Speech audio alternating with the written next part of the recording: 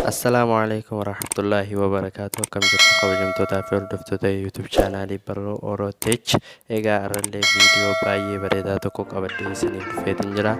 Egaa warroonni YouTube chaanala keenyaaf haaraa taatan subscribe gootanii akka maatii nuuf taatan kabajaa fi jaalalaan isin gaafanna. Egaa har'aan tana fooqiilee dhedheertuu addunyaa top 10 qabattee jirtu sadarkaa kurnaffaa keessatti argamtu isiniif qabadheetiin dhufee jira.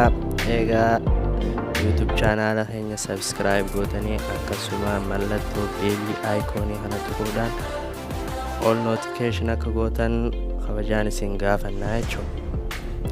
Egaa fooqii tokkoffaan kan argamtu Paakistaan keessatti jechuudha, sadarkaa kurnaffatti argamtu.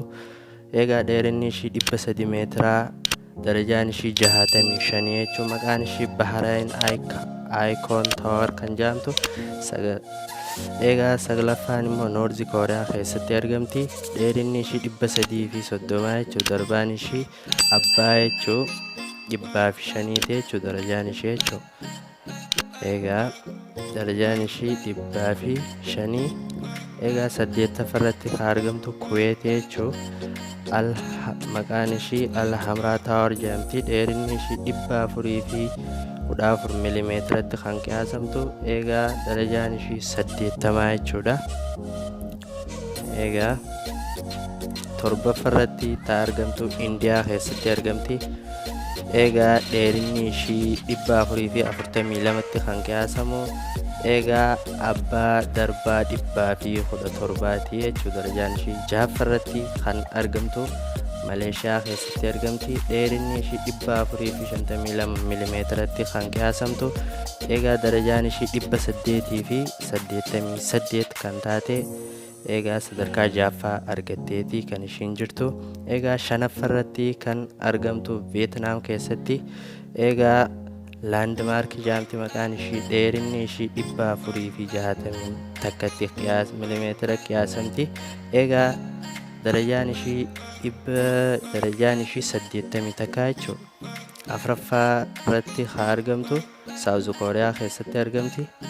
Egaa dheerinni ishii 555 milimeetiratti kan qiyaasamu.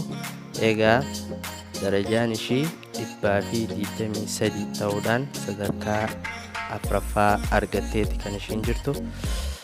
Egaa 3ffaarratti kan argamtu immoo Suud Arabiyaa keessatti argamti.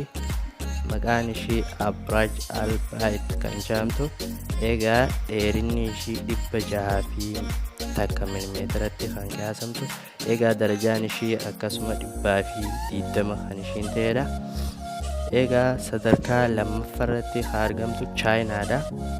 Egaa dheerinni ishii 632 milimeetiratti kan qiyaasamu. Egaa darajaan ishii immoo 128 kan ta'edha jechuudha. Sadarkaa 2ffaa argatteeti kan ishiin jirtu. Egaa sadarkaa 1ffaarratti kan argamu United Arab Emirates Dubai jechuudha. Egaa dheerinni ishii 828 milimeetiratti kan qiyaasamu. Egaa darajaan ishii 163 kan ta'edha jechuudha. Egaa kunoo isinii qabannee dhufnee jirra. Agarsiisumatti waan daawwattaniif galatoomaa isin jaa. Warroonni YouTube chaanala keenyaaf haaraa taatan subscribe gootanii akka maatii nuuf taatan kabajaa fi jaalalaan isin gaafanna.